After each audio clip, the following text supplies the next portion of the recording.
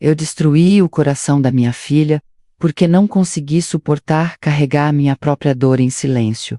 E, agora aos 57 anos, vivo em uma casa cheia de ecos de uma família que não existe mais. Dizem que a verdade liberta, mas nunca dizem que às vezes a verdade é um incêndio que queima tudo o que você passou 30 anos construindo. Meu nome é Beatriz, e se eu pudesse voltar, àquela terça-feira chuvosa de 3 anos atrás, eu pegaria essa verdade e a enterraria tão fundo que nem Deus conseguiria encontrar. Eu achei que estava sendo mãe, achei que estava sendo honesta, mas, olhando para a poeira nas fotos emolduradas no meu corredor, percebo que não estava buscando justiça. Eu estava buscando uma cúmplice. Luiz e eu fomos casados por 26 anos de café compartilhado, prestações da casa, e a respiração rítmica e previsível de um homem que era firme como um carvalho. Ele não era um homem de grandes gestos ou declarações poéticas. Ele era o homem que se lembrava de trocar o óleo do meu carro sem que eu pedisse. Ele era o homem que assistia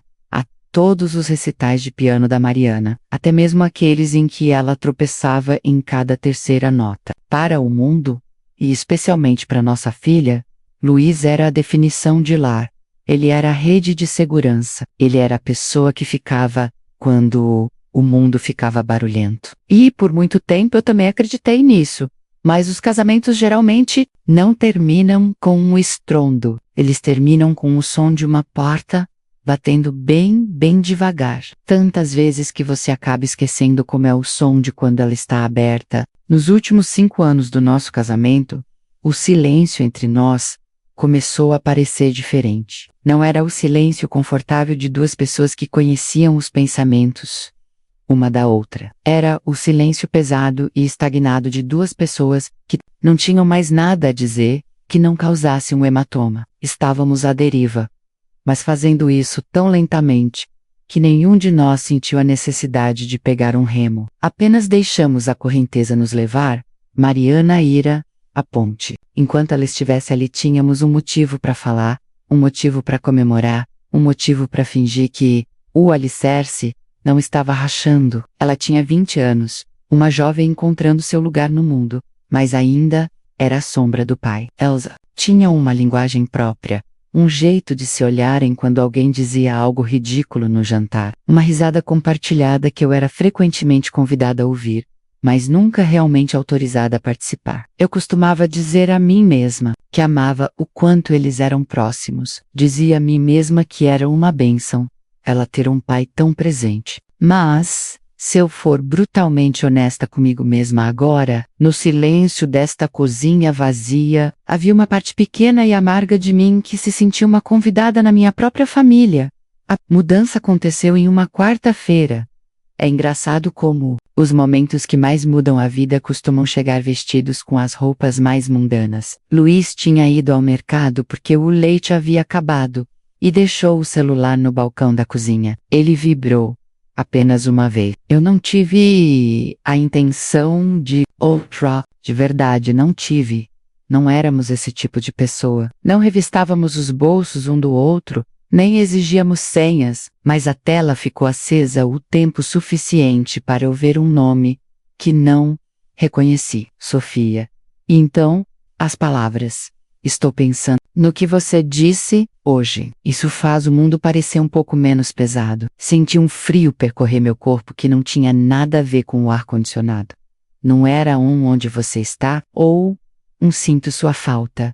Era algo pior. Era o tipo de frase que se diz a alguém que entende as partes de você que você parou de mostrar à sua esposa. Não desbloqueei o telefone imediatamente. Fiquei ali sentada, encarando a tela preta, sentindo meu coração martelar contra as costelas como um pássaro enjaulado. Quando Luiz chegou em casa, ele estava assobiando. Colocou o leite na geladeira e beijou o topo da minha cabeça. Ele parecia tão normal, tão firme, tão confiável. Senti como se estivesse olhando para um estranho usando a pele do meu marido. Esperei até Mariana sair com os amigos naquela noite. A casa parecia grande demais, as sombras longas demais. Eu perguntei a ele. Não gritei, não joguei nada, apenas perguntei. Quem é Sofia? O jeito que ele congelou, não um susto, mas uma imobilidade sutil e calculada, me diz tudo, o que eu precisava saber. Ele não mentiu. Luiz não era um mentiroso bom o suficiente para isso. Ele me disse que era alguém que conhecera em um seminário profissional, meses atrás. Disse que começaram a conversar. Apenas conversar. Ele me disse que sentia que podia respirar quando falava com ela. Disse que, comigo, sentia que estava sempre falhando em um teste, para o qual não tinha o guia de estudos. Não foi físico, Beatriz, disse ele com a voz embargada. Foi apenas alguém para conversar. Lembro-me de rir, um som agudo e feio, que não parecia meu. Apenas alguém para conversar? Luiz, você mora comigo há 26 anos. Você não apenas conversa comigo há uma década. A traição não foi em uma cama. Foi na Amen. Ele deu a ela as chaves do seu mundo interno, aquele onde eu costumava morar. Tentamos resolver as coisas. Fomos a 3 sessões de terapia onde sentamos em um sofá bege e falamos sobre estilos de comunicação, enquanto o elefante na sala pisava em nossos peitos. Ele terminou as coisas com Sofia, ou pelo menos foi o que disse. Ele estava mais presente. Comprou flores, mas o fantasma daquela mulher e o fantasma do homem que eu pensei ter casado estavam sempre lá, sentados entre nós à mesa de jantar. E cada vez que eu via Mariana abraçá-lo, cada vez que os ouvia rindo no jardim, enquanto eu lavava a louça, senti uma onda de ressentimento ardente. Por que ele podia manter a adoração dela? Por que ele podia ser o herói na história dela, enquanto eu era quem carregava o peso do seu segredo? Eu me sentia uma mártir, sentia que a estava protegendo, ao não quebrar o coração dela. Mas, com o passar dos meses, essa proteção começou a parecer um fardo que eu não queria mais carregar sozinha. Eu tinha 54 anos na época e sentia que estava desaparecendo. Eu queria que alguém visse meus hematomas. Queria que alguém dissesse: você tem razão em estar magoada. Ele não é quem você pensa. E a única pessoa cuja opinião importava para mim era a única pessoa a quem eu nunca deveria ter pedido para julgá-lo. Meses se transformaram em um ano. E esse ano pareceu um exercício lento e sufocante de teatro. Éramos atores, Luiz e eu, interpretando os papéis de casal em recuperação para um público de uma só pessoa. Todas as manhãs, eu acordava e olhava para o homem, dormindo ao meu lado. E em vez do calor que senti por 2 décadas, sentia uma curiosidade fria e clínica. Eu me perguntava se ele estava sonhando com ela. Imaginava se o jeito que ele tocava meu ombro era um movimento ensaiado, algo que ele aprendera a fazer para manter a paz. Veja bem, quando a confiança é quebrada, ela não desaparece simplesmente. Ela se transforma em uma lente através da qual cada gesto é distorcido. Um elogio parece um suborno. Um presente parece um pedido de desculpas que ele está cansado de fazer. O silêncio parece um segredo.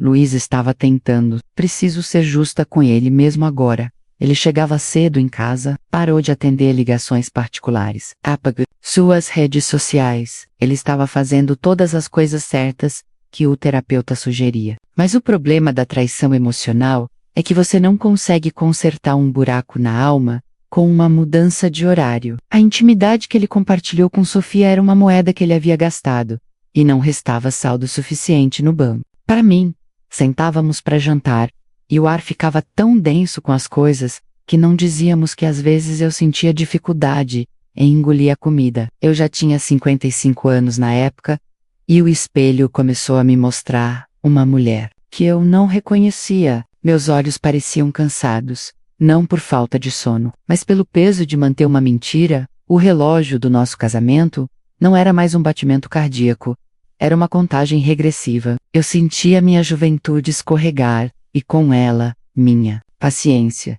Sentia que estava sendo apagada. Em cada foto de família, em cada memória que estávamos construindo naquele ano, eu me sentia como um fantasma. Porque a mulher daquelas fotos era uma mulher que estava bem, e eu era tudo menos bem. Eu estava gritando por dentro todos os dias. Gritava com a injustiça de tudo aquilo. Luiz buscou conforto em outro lugar, porque estava entediado, ou solitário, e no entanto, eu era quem estava fazendo o trabalho pesado de manter o mundo da nossa filha intacto. Eu era quem protegia a reputação dele. Eu era quem garantia que Mariana ainda tivesse seu pai perfeito.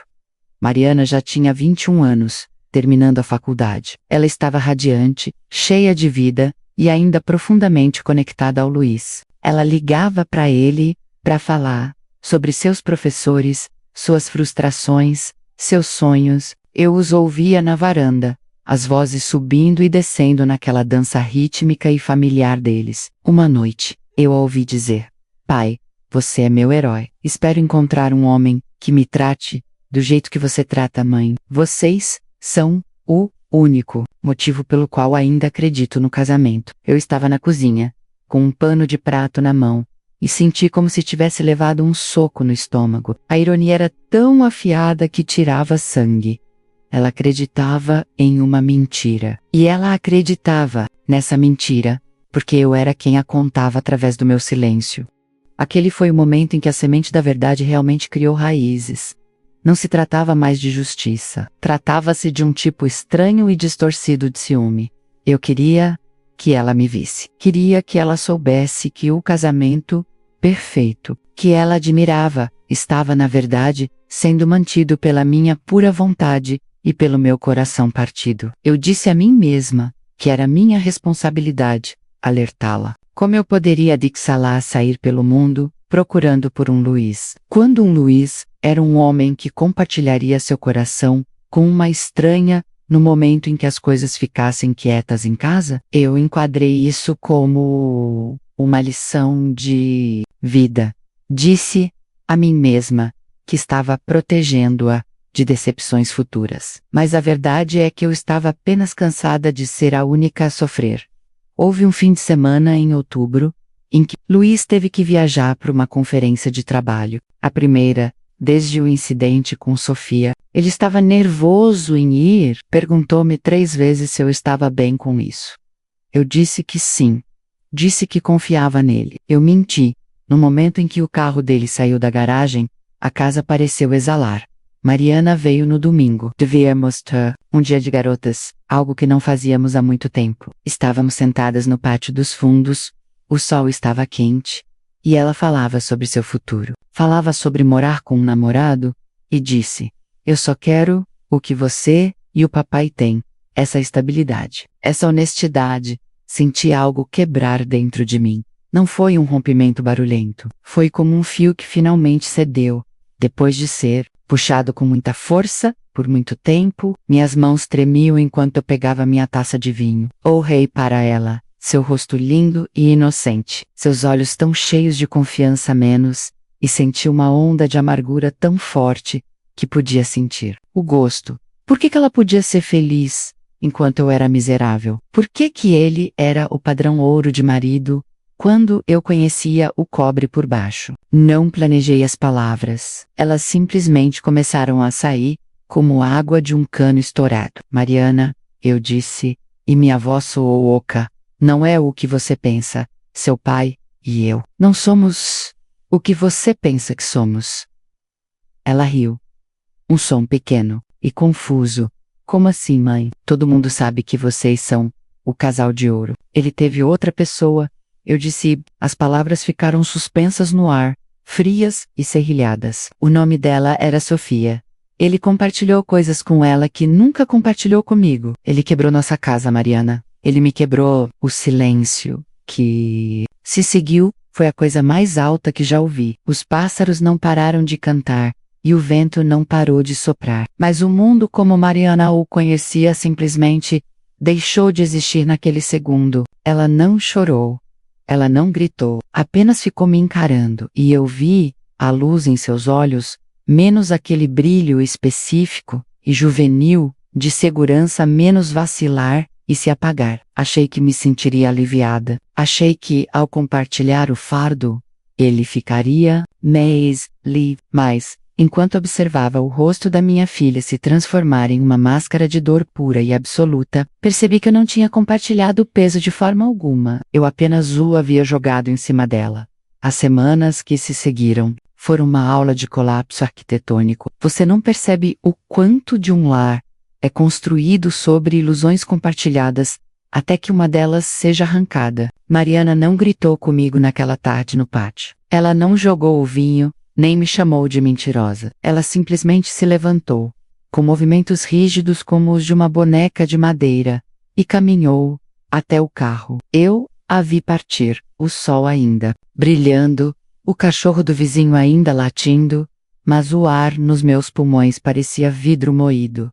Eu esperava um abraço. Esperava que ela chorasse no meu ombro e dissesse: "Pobre mamãe, sinto muito." Eu havia roteirizado uma cena em que estávamos unidas contra o homem que nos traiu. Mas a vida não é um roteiro, e minha filha não era minha atriz coadjuvante. Ela era um ser humano cujo alicerce tinha acabado de ser dinamitado pela pessoa em quem ela mais confiava.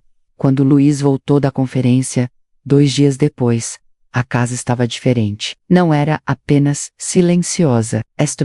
Ele entrou com um pequeno presente para mim, menos um lenço de seda que encontrara em uma boutique. E por um segundo, olhando para o seu rosto esperançoso e cansado, senti um lampejo do antigo amor. Mas então, me lembrei das palavras que eu tinha. Percebi que eu tinha queimado a ponte pela qual ele estava tentando atravessar. Não contei a ele o que fiz. Não tive coragem. Deixei que ele descobrisse da maneira que a maioria das pessoas descobre que seu mundo acabou, através de um silêncio frio e inflexível. Ele ligou para Mariana naquela noite. Sentei-me na sala, fingindo ler, ouvindo o lado dele da conversa. "Oi, filha. Voltei. Senti sua falta.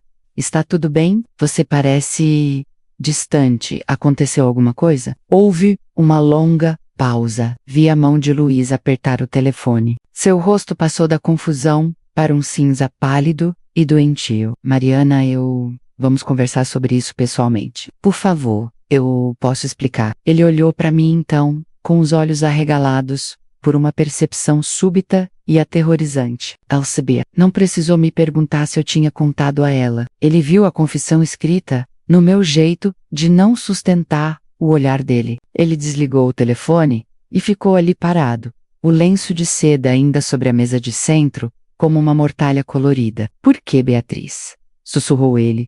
Sua voz não tinha raiva. Era pior. Era o som de um homem que fora mortalmente ferido. Estava apenas esperando o sangue chegar ao chão. Eu estava me esforçando e eu estava aqui.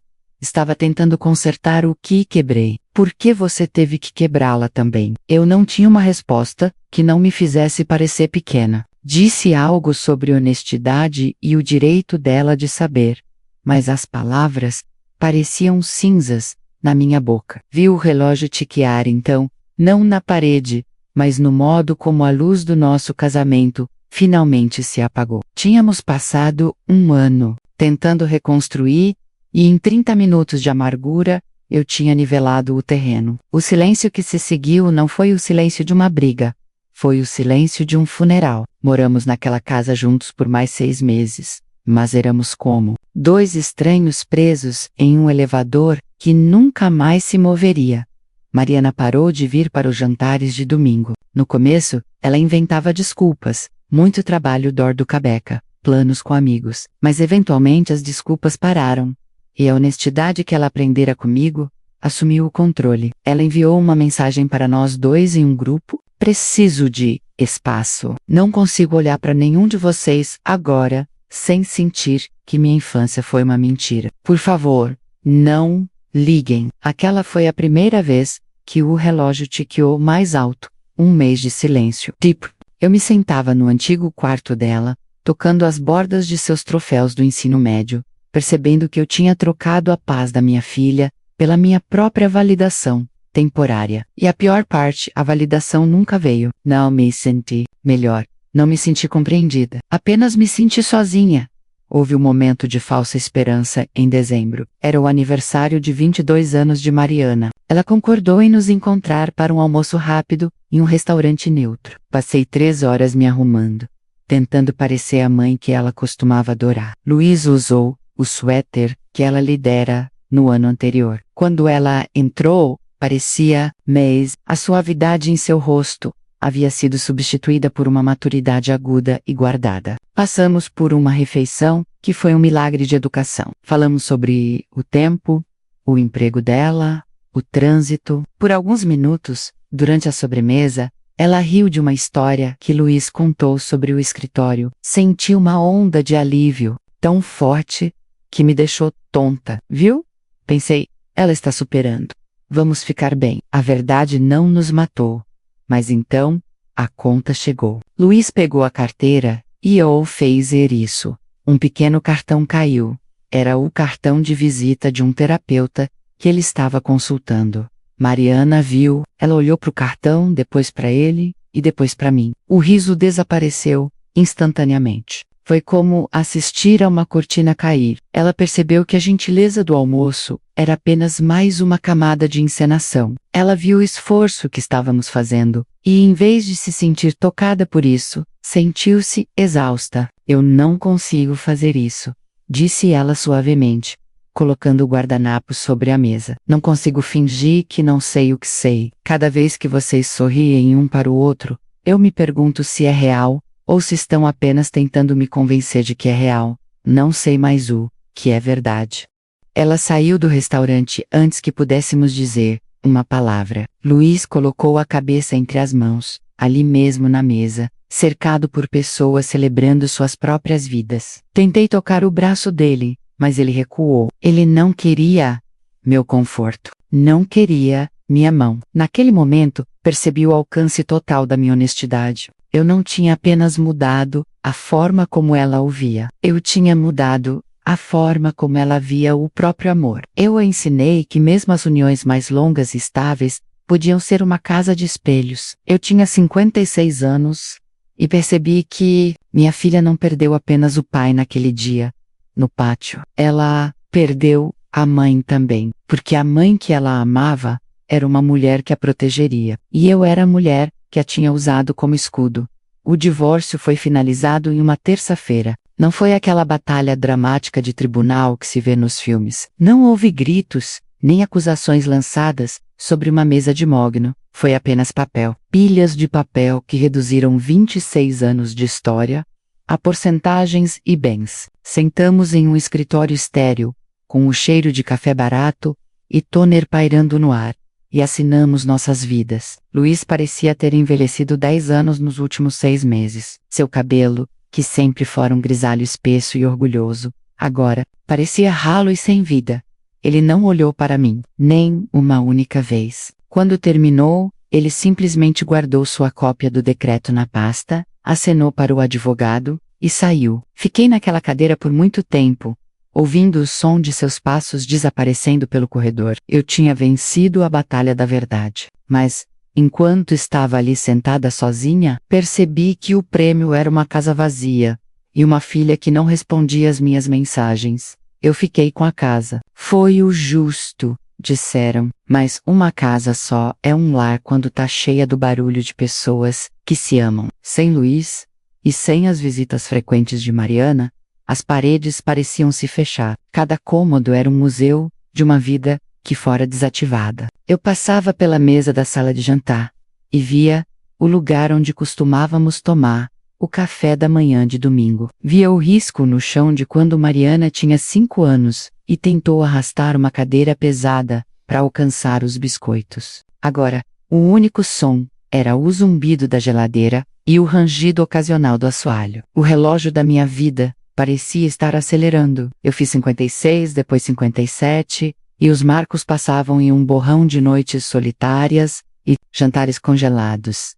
O primeiro Natal, após o divórcio, foi o mais difícil. Na nossa família, o Natal era tudo. Era a única época do ano em que as rachaduras eram sempre pintadas com luzes brilhantes e enfeites pesados. Entrei em contato com Mariana em novembro. Enviei a ela um e-mail longo e cuidadosamente escrito. Pedi desculpas pelo momento da minha honestidade, mas ainda não conseguia me desculpar pela verdade em si. Disse que sentia falta dela. Disse que a casa estava pronta para recebê-la. Ela respondeu 3 dias depois com uma única frase: "Vou passar o Natal com a família do meu namorado nas montanhas, sem eu te amo, sem quem sabe, no ano que vem." Apenas uma constatação de fato.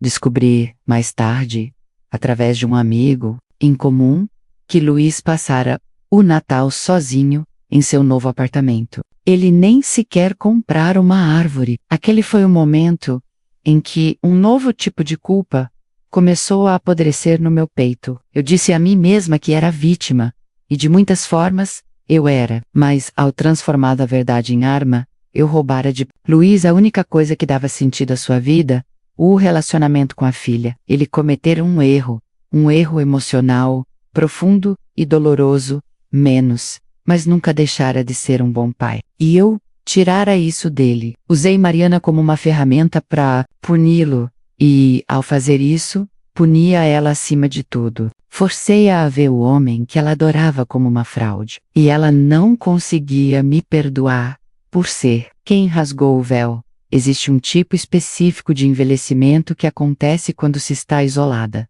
Não são apenas rugas ou cabelos brancos. Um desacelerar do espírito. Eu me pegava sentada na varanda, por horas, observando o pôr do sol, sem pensar em nada em particular, apenas sentindo o peso dos anos. Comecei a entender que estar certa é a vitória mais solitária que uma pessoa pode alcançar. Eu estava certa sobre Sofia, estava certa sobre a traição, mas estar certa não trouxe de volta as risadas na cozinha. Não trouxe de volta o jeito que Mariana costumava me ligar apenas para contar sobre um livro que estava lendo. Em minha busca por validação, troquei o calor de uma família pela satisfação fria e dura de um fato. Uma tarde, cerca de 6 meses atrás, vi Mariana na cidade. Ela não me viu. Estava saindo de uma cafeteria com um homem que não reconheci, presumivelmente o namorado que ela mencionara. Ela parecia feliz. Estava rindo, com a cabeça inclinada para trás daquele jeito que tem, desde que era criança. Por uma fração de segundo, quase chamei seu nome. A palavra estava na ponta da língua. Mariana. Mas eu me contive. Vi o modo como ela olhava para o homem ao seu lado, menos com uma leveza, uma total ausência de suspeita. E percebi que, se ela me visse, aquela leveza desapareceria. Eu sou o lembrete da escuridão. Sou a pessoa que a ensinou que as coisas nem sempre são o que parecem. Se eu entrasse no mundo dela naquela tarde, não estaria levando amor. Estaria levando a memória do incêndio que comecei. Eu me virei e caminhei na direção oposta, com meu coração se quebrando todo de novo.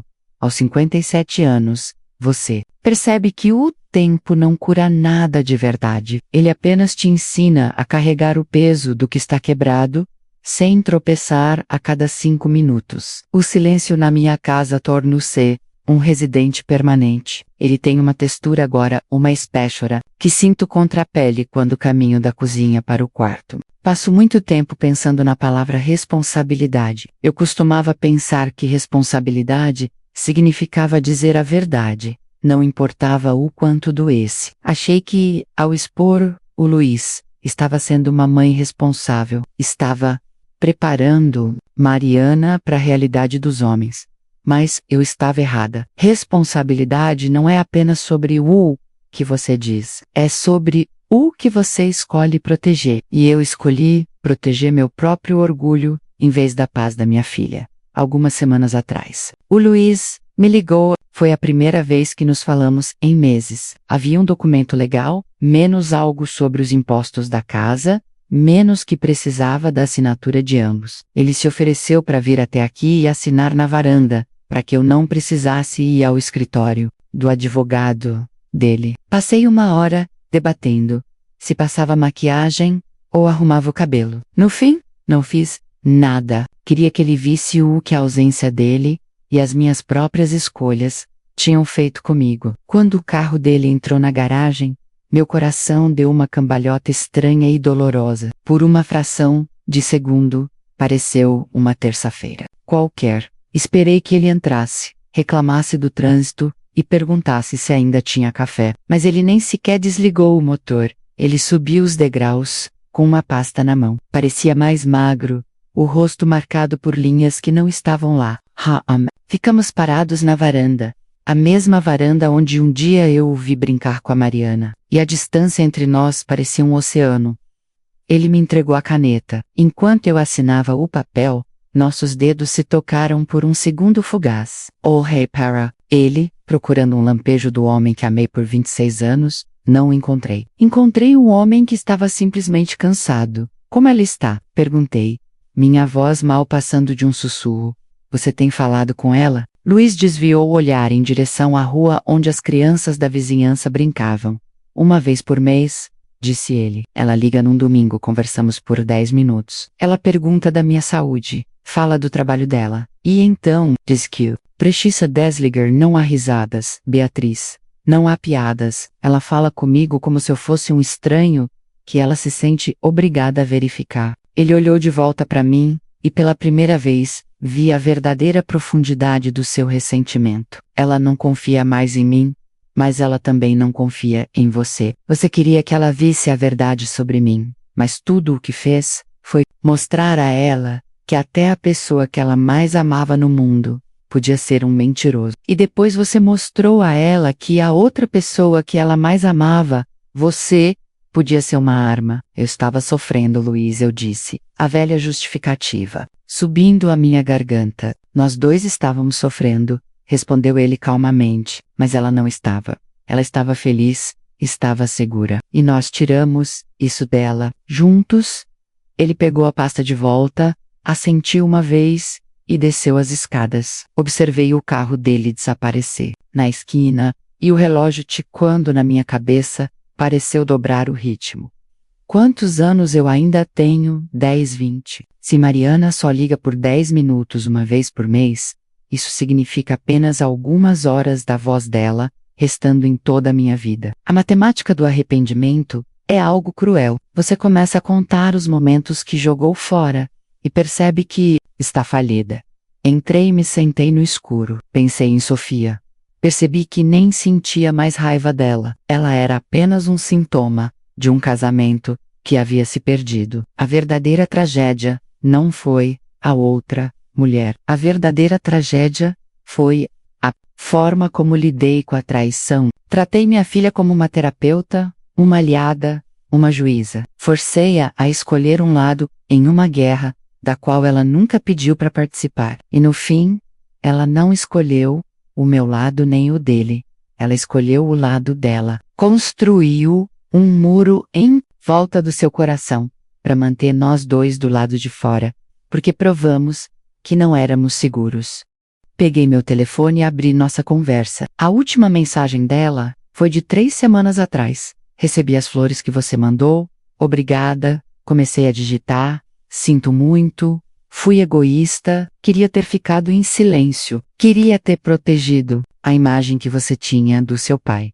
Mas apaguei. Percebi que até aquele pedido de desculpas era para mim. Era outra tentativa de fazer com que ela me perdoasse para que eu pudesse me sentir melhor. Percebi que a única forma de ser mãe agora era respeitar a distância que ela precisava, carregar o fardo do que eu fiz, sem pedir que ela me ajudasse a segurá-lo. Tenho 57 anos e estou finalmente aprendendo que algumas verdades foram feitas para serem levadas para o túmulo.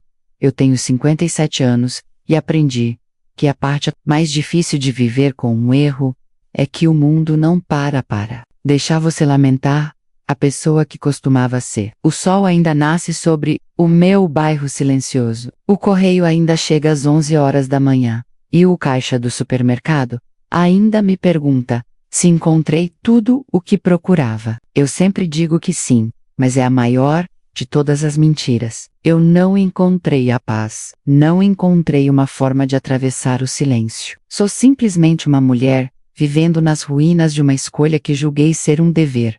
O relógio da minha vida desacelerou para uma dor surda e rítmica. Eu costumava medir o tempo em anos escolares e aniversários de casamento. Agora, meço-o nos intervalos entre as mensagens de Mariana. 4 semanas desde o último como você está? Cissa, desde a última vez que a ouvi rir em uma nota de voz. O silêncio não é mais um intruso, é o papel de parede da minha vida. Percebi que quando você quebra o coração de um filho, você não perde apenas o afeto dele, você perde o direito de ser a sua pessoa. Não sou mais a primeira pessoa para quem ela liga quando está feliz, nem a que ela procura quando está. Calm Meadow. Sou a mulher que quebrou o espelho. E toda vez que ela olha para mim, vê as bordas irregulares de sua própria inocência.